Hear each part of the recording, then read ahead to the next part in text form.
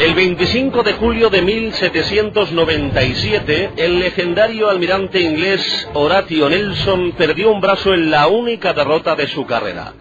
La fallida invasión de Santa Cruz de Tenerife, puente para conquistar las Islas Canarias y convertirlas en un nuevo Gibraltar. La defensa fue una gesta heroica en la que el teniente general Antonio Gutiérrez de Otero, con poco más de 300 soldados y el concurso de milicias sin formación militar y de un cañón, el Tigre, que alcanzó celebridad aquella jornada, venció a 2000 hombres bien instruidos de la flota británica, dueña del Atlántico.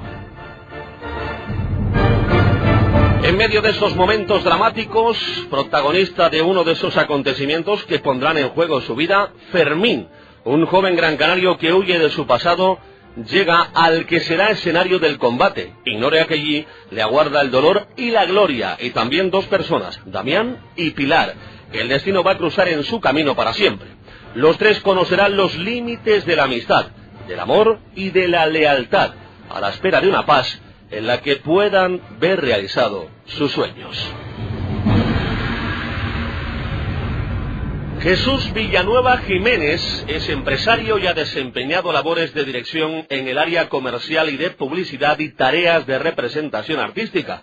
Nació en Ceuta en 1960 y vive en Tenerife desde que tenía 7 años. Casi desde entonces empezó a interesarse y luego a estudiar con pasión la gesta del 25 de julio. Ha publicado el poemario Bajo la nube gris y hoy está con nosotros para presentarnos El fuego de bronce, una novela de libros libres. Jesús, buenos días. ¿Cómo estás? Muy bien, encantado de estar aquí contigo y con todos los oyentes de radio. El 25 de mayo, en el Salón de Plenos, en la Casa de los Dragos del Ayuntamiento Capitalino, se presentará El Fuego de Bronce, que nos narra la historia de ese 25 de julio, pero además nos narra una apasionante historia de personas. Efectivamente. La novela El Fuego de Bronce, en la que cuento el antes, el durante y el después del 25 de julio de 1797, esa gran gesta, esa gran victoria del general Gutiérrez y del pueblo de Santa Cruz y de Tenerife contra una importantísima escuadra británica que comandaba, por aquel entonces no era un almirante, en aquel momento era contraalmirante Nelson. Pues narro todos esos hechos, la batalla, como digo, el por qué se llegó a esa batalla, por qué Nelson trató de conquistar Santa Cruz y las consecuencias posteriores. Pero aparte de este hecho histórico, se entrelazan historias de ficción, de personajes de la época, personajes que se vieron involucrados, que se vieron en la batalla porque eran parte del pueblo y por lo tanto parte de la defensa, ¿no? Y digamos que el Fuego de Bronce se debe calificar como una novela histórica, pero que está, digamos, envuelta en infinidad de aventuras y desventuras de un montón de personajes ficticios y, por supuesto, también yo creo que en ella están todos los personajes importantes históricos de ese momento. ¿Por qué el 25 de julio? Hemos contado y les he contado a mis oyentes que desde muy pequeñito casi has tenido esa vocación o esa inquietud. Pues verás, yo recuerdo, tendría yo 12 años creo, que me tomé un montón de bocadillos en los cañones que estaban en el castillo de Paso Alto. Sí, esas tardes claro. De verano. Más había una cafetería bajando la escalera que se celebraban cumpleaños ahí muchísimos. Yo celebré muchísimos cumpleaños ahí, sí, de muchos amigos, compañeros de La Salle San Ildefonso. Yo fui a La Salle. También, bueno, pues fíjate, ya hemos encontrado algo en común. Sí. Y precisamente, pues sí, era yo creo que una referencia, ¿no? El acudir a ese lugar donde está una seña histórica de ese día. Sí, ahí está. Realmente el castillo de Paso Alto, el castillo del Santo Cristo de Paso Alto, sobre esa plataforma, en aquella época estaban, creo que eran 5 o 6 cañones, y entre ellos estaba el Tigre, aunque realmente ese no era su lugar original, ¿no? Sí. El Tigre no estuvo ahí en esa batalla. Estuvo en otro lugar, estaba en el castillo de San Cristóbal. Y me decías que esa vocación viene de... Sí, pero yo recuerdo ir allí y hablábamos entre los chiquillos, entonces yo me enteré por aquella época ya, pues yo había leído ya en aquella época, porque en La Salle, recordarás que nos hacían leer con muy buen criterio buena literatura. Y yo recuerdo que yo había leído Trafalgar, de Benito Pérez Galdós, y yo sabía quién era Nelson, sabía lo que significaba en el mundo de la mar en general. Y entonces yo me preguntaba, ¿no? Coño, palpaba el tigre, ya me habían comentado algunos amigos de la época, yo no recuerdo ni quién, que había habido una batalla, que el tigre le había arrancado el brazo a Nelson, y yo me ponía detrás del cañón y decía, caramba, ¿y cómo se sabe que este cañón le arrancó el brazo a Nelson, que estaba en un barco a un montón de metros más allá?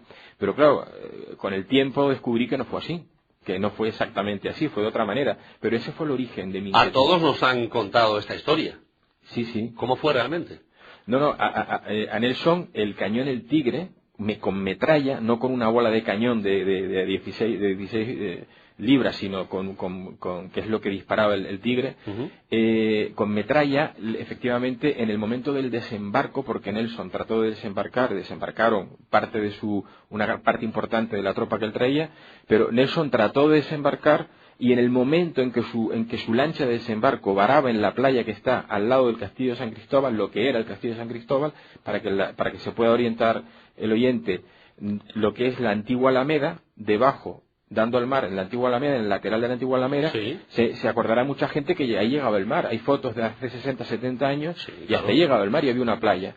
Bueno, pues por ahí trató de desembarcar Nelson, y cuando aún no había pisado tierra, desde el bastión de Santo Domingo, que era la parte, digamos, mirando al mar de la izquierda del cañón, de la izquierda del castillo, perdón, el teniente artillería Grandi, que tuvo la genial idea de abrir ahí una tronera, es decir, para barrer la playa con metralla, porque el cañón estaba apuntando hacia el mar, hacia el horizonte, claro. por donde venían los piratas y los británicos y todos los enemigos que por aquí han pasado, ¿no? Claro. Entonces tuvo la genial idea de pidió permiso a sus superiores, se lo concedieron y el cañón lo apuntó hacia la playa. Y ese cañón, el Tigre, con metralla, le dio en el brazo a Nelson y se lo dejó a la altura del codo, el brazo derecho, totalmente destrozado. De forma que tuvo que ser reembarcado, y en el Theseus, en el buque insignia de Nelson, ahí se lo tuvieron que amputar. Dentro del barco. Que se le amputa días después. En el mismo momento. Sí, en el mismo, mientras que a Nelson le estaban amputando el brazo y cosiéndoselo para que no se estaba librando la batalla. Se estaba librando la batalla. Es decir, Nelson hubiera sido parte de los que aquí pisaron y trataron de conquistar Tenerife. Pero en el momento, además se salvó porque iba con él el teniente Nesbitt, que era su hijastro, y le hizo un torniquete a la altura, por encima del codo, o sea, a la altura del hombro, por debajo del hombro, y ese torniquete le salvó la vida. Si en lugar de haber sido Nelson, hubiese sido cualquier marinero, se hubiese ahogado, como mucho, se hubiera desangrado porque no se hubieran ocupado de él. Claro. O sea, ahí hubiese sido uno más que estaba herido y se hubiera muerto desangrado en el agua, ¿no? Sin embargo, a Nelson, pues Nesbitt, su hijastro, que era teniente, le hizo el torniquete, 5 o 6 marineros dieron la vuelta al bote, lo llevaron hasta el Theseus, hasta un navío de guerra, un navío de línea de 74 cañones, como otros más que vinieron, y ahí el médico le amputó el brazo. Era habitual que el líder de esa flota, en este caso la persona responsable de ese ataque, desembarcase sin haber conquistado aún ese territorio, ese lugar. No, de hecho, el resto de oficiales, sobre todo Truxbrick, que fue el capitán Truxbrick, del capitán del Cuyuden, de otro de los navíos que vino, que además fue el jefe el jefe de desembarco antes, en los primeros desembarcos, los primeros intentos, le dijo que no debía hacer eso porque era el jefe de la expedición, debía de resguardarse y tal. Pero como había habido 2 intentos de desembarco fallidos previamente a la jornada del 25, es decir, en la jornada del 22 hubo 2 intentos fallidos, Nelson estaba que le salía el humo por los oídos, por los ojos y por las narices, y entonces dijo que no, que él cogía el sable, la pistola, el cinto, se subía a una lancha y con 30 lanchas de desembarco, un cúter y un pequeño barco de pesca chicharrero que fue apresado días antes, se cargaron 1.300 hombres, entre ellos a la cabeza Nelson, y trataron de desembarcar esa jornada del 25 de julio, esa noche, porque fue por la noche, en la madrugada más bien, del 25 de julio de 1797. Y su osadía le costó el brazo, pero le pudo haber costado la vida, porque, como te digo, si se cae al mar, por ejemplo, no cae sobre las tablas de la barca, de la barca de desembarco, cae al mar con el trasiego que había, posiblemente no lo hubieran podido salvar. Y si le hubiese dado en la cabeza esa metralla. Claro. ¿No? Ten en cuenta que la metralla que se cargaba en esos cañones eran unos cartuchos de papel encerado con aproximadamente 10 kilos de bolas de plomo. Wow. Que eso salía, se abría desperdigado, nunca mejor dicho, con toda la mala idea que te puedas imaginar. Claro. Salía esa metralla y si le da en la cabeza le hubiera reventado la cabeza. Claro. Era un hombre valiente, Horatio Nelson.